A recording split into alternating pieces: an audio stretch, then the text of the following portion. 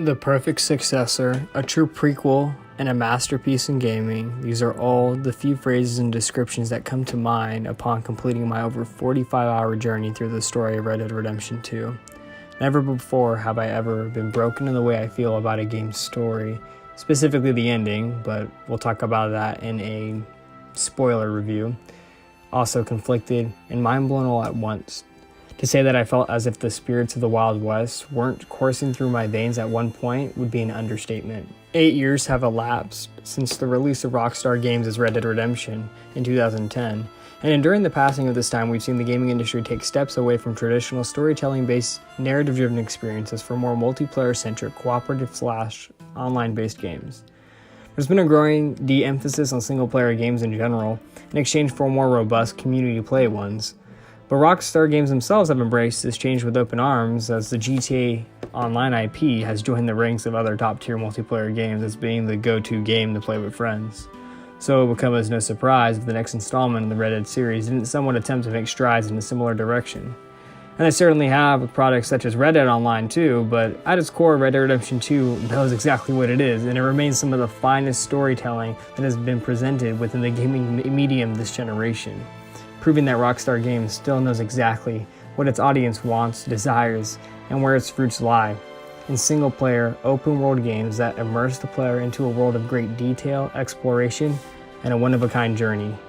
Red Dead Redemption 2 is a product of every single one of these elements, and it is quintessentially superior to the original in almost every single way.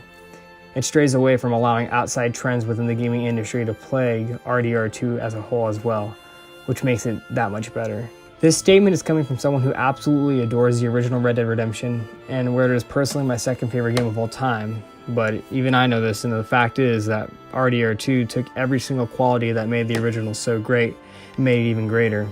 The story of RDR2 expands the lore of John Marston's past, giving us arguably an even better protagonist through Arthur Morgan, alongside intriguing side characters that you can't help but have an attachment to through the later chapters of the game. The gameplay is your traditional Rockstar Games gameplay loop, but it is expanded upon to an extent where you never feel as if there isn't something going on in the world. And of course, the surface level beauty of the game is exceptional through the Rage engine this time around, delivering one of the most gorgeously constructed game worlds I have ever seen to date. And it's simply just mind-blowing to think of how far Rockstar's come with how good the graphics look since GTA 5, which came out back in 2013, only a mere 5 years ago.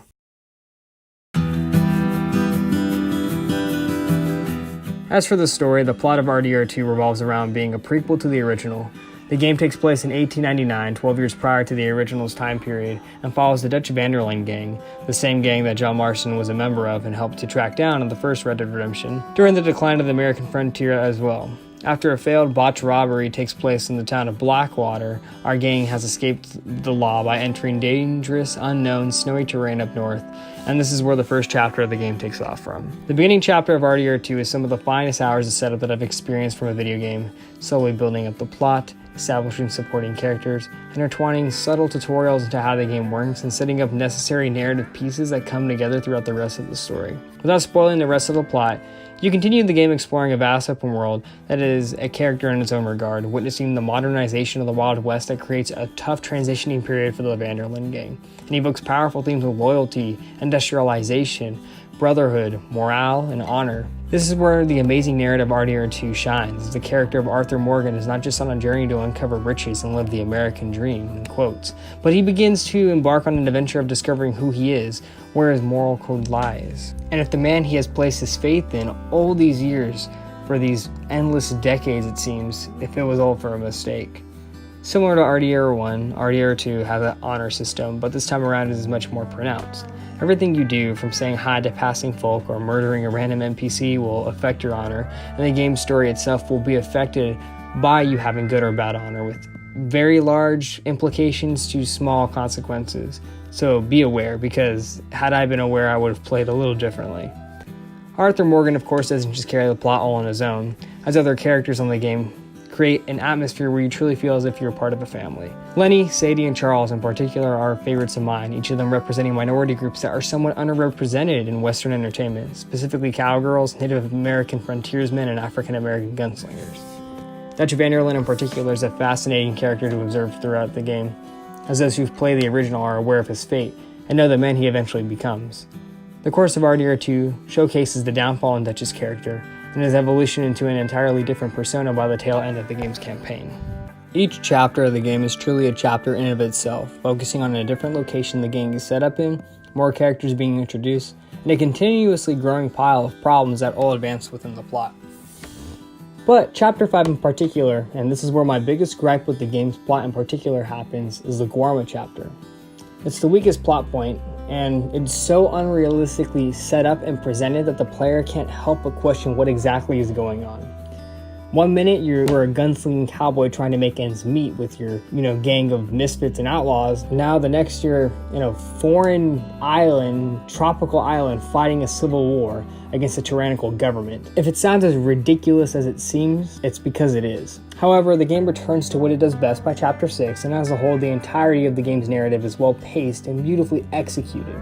Every Rockstar game makes a character out of its own world, and RDR2 is no exception. The entirety of RDR2's map includes the original map from the first game, minus Mexico, and a host of new landscapes to explore. From the depths of Arctic mountains and grassy hills to humid swamps and industrialized cities, you truly get a feel for the entire setting of Red Dead Redemption 2's world.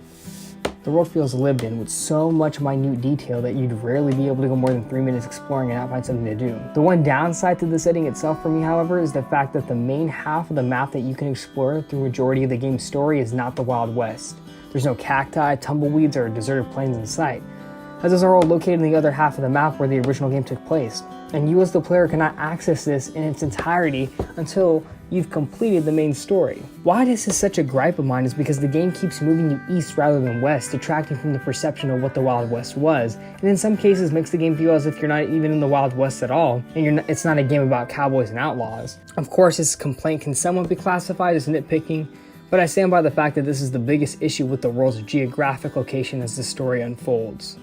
The soundtrack for the game is without a doubt top-notch. From the opening gunfight that takes place in Chapter 1, you already get a sense for the love and craftsmanship that went into orchestrating the music for this game, as every note, every sound, and every song fits the tone of the story, what's going on, and it just adds to your experience all the more. The soundtrack shines exceptionally in the final chapters of the game, and as a result, it became one of my favorite soundtracks in video game in recent memories.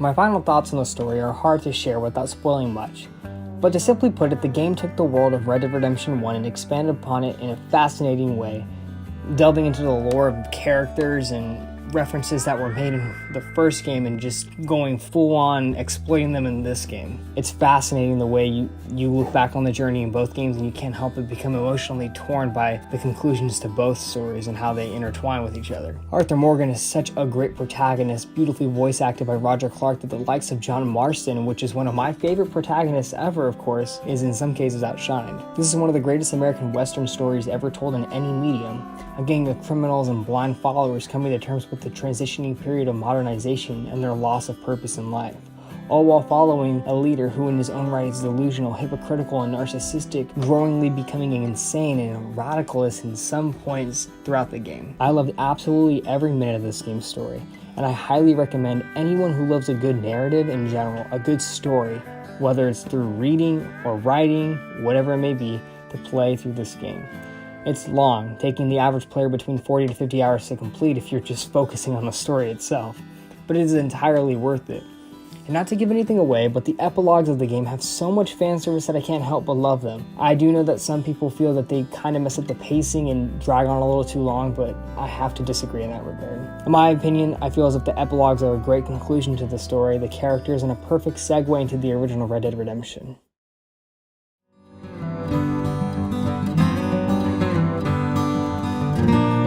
Onto the gameplay. To attempt to cover every basis of the gameplay in Red Dead Redemption 2 would leave me speaking for hours, as there's so much to do, so many side activities, and so many random encounters that it leaves me kind of mind-boggled to even think about addressing everything. There's no exact gameplay loop to precisely nail down, but that's a great thing. From playing the gigantic story of Red Dead Redemption 2, the player can embark on hunting over hundreds of wildlife creatures for rare pelts and items, whether it's fish, bears, moose, whatever it may be, or you can even delve into playing side games such as poker and five-finger fillet, catching rare horses scattered throughout the world as if they're Pokemon, like the white Arabian horse, pain in the ass to get. You can rob trains and stagecoaches and complete stranger missions, customize and buy your clothes, and again, the gun customization in this game is fucking awesome. That's all I can say. You can also customize your saddles for your horses, customize your horses in general as if they're cars from GTA, so Rockstar is definitely doing a great job with just the customization of everything that belongs to your player. Yeah, the amount of things to do in this game are nearly endless. Venturing off into the unknown wilderness itself could potentially lead you to a woman asking for help as if she is deserted and has nowhere to go,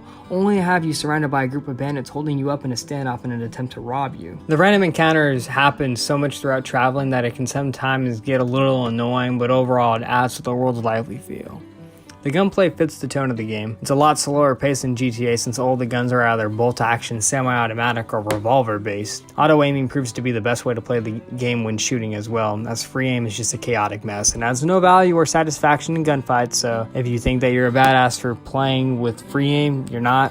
Sorry. And the sound effects for the game are so superb, as reloading the guns, hearing the bullets fall, stomping boots into mud and ground, different terrain, everything just sounds so satisfying and realistic.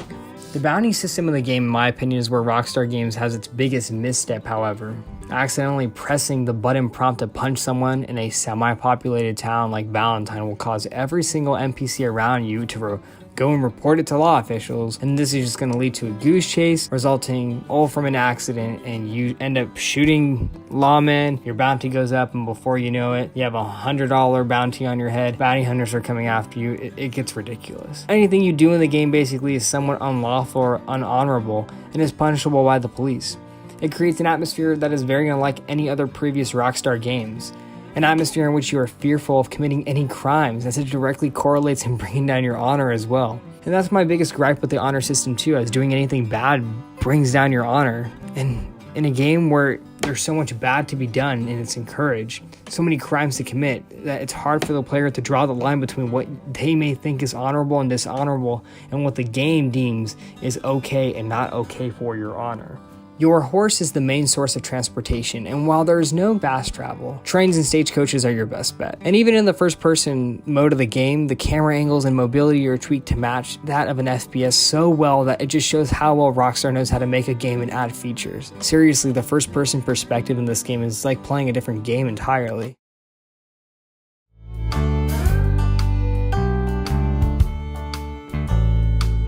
When moving on to the graphics, it's very short and simple when talking about them. They're some of the best graphics for any video game that I've ever seen. As I said earlier, the diverse amounts of landscapes and set pieces that are contained within the world add to the beauty of the game.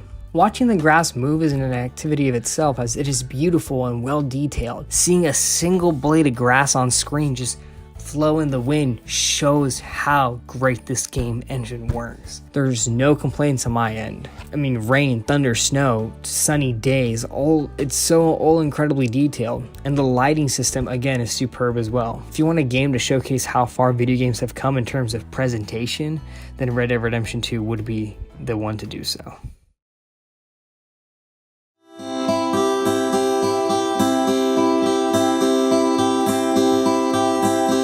When briefly talking about the online, all I have to say is that since it's in the beta stages and because it didn't come out during the launch of Red Dead Redemption 2 on October 26, 2018, I'm not going to count it towards the score at all. But, just talking about it briefly, it's kind of a mess. The in-game economy is awful, it's atrocious, and it really needs to be revamped. I understand on Rockstar's end, they're trying to stay true to how the economy worked back then in the Wild West, where $1 was worth a lot. So getting paid $15 for doing a job in Red Dead is good pay, honestly, for whatever stranger mission you were doing.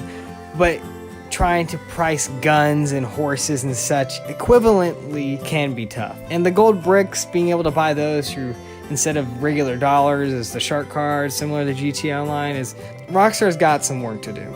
There's a big lack in what you can do in the game. I mean, there's a story that's like a few hours, and then after that, you only have so much you can do. The matchmaking game types are cool. I really hope that there's more maps out of though, because they've grown stale in the few hours I've played as well. So, yeah. Beta stage is definitely, nothing to grade Rockstar on so far for Red Dead Online.